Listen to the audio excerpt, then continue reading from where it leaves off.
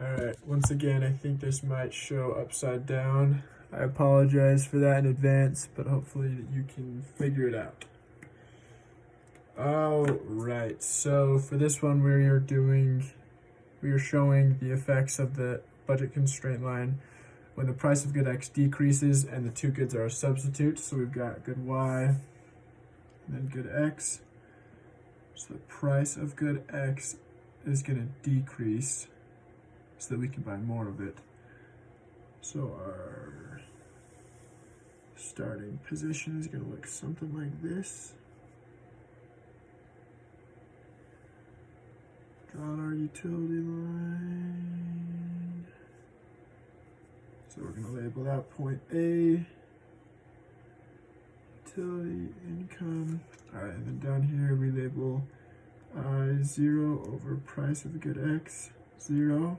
And then do the same I0 over price of good X, 0.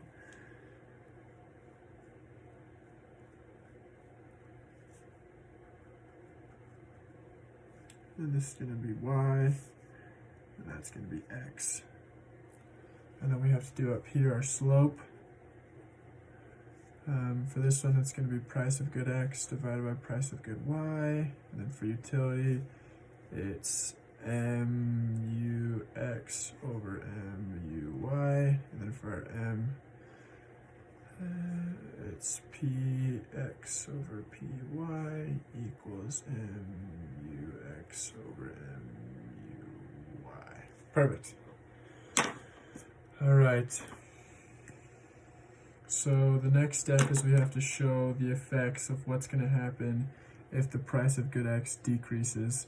So if the price of good X decreases, that means that we as the consumer, or I guess as the buyer, we're going to feel more wealthy, so we're going to be able to buy more. So that causes a swivel out like this in our graph. So now we have our I1, and since we have a new income line, we have income 1 over price of QX1, and then we have income 1 over price of good Y 0, because the price of good Y never changes. I need to relabel that. Price of good Y 0. It's not price of good X. All right.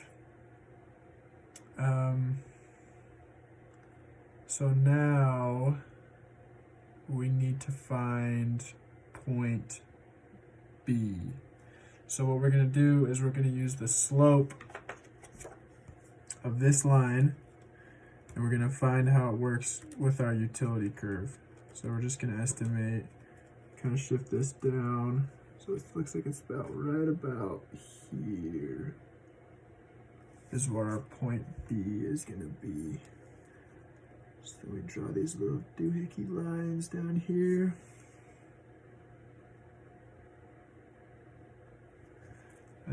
So this is our new Y1, and this is our X1 right here. Okay. So far, so good. All right, now we are going to use our orange color to show us point C, the final step, and to help us to find our new utility curve. So since this is a substitute rather than a complement, this point C is going to be kind of in between point A and B, because it has to be in between Y1 and Y, but it has to be a continuation. Oh shoot, I forgot to do this part. So this right here, I forgot to draw our arrows, that's what it was. So this effect right here, that's our substitution effect from X to X1. All right, so then because it's a substitution, it has to be in between Y1 and Y, and then it has to be a continuation of X to X1, and then so on and so forth. So we'll draw it about right here is where our point C is going to be. We'll draw this over. We'll keep our lines out here till we get Y2. And then we'll draw this down here. So we get x2. So this one is going to be our income effect, because that's when our income changes. And then we're going to draw our new utility line.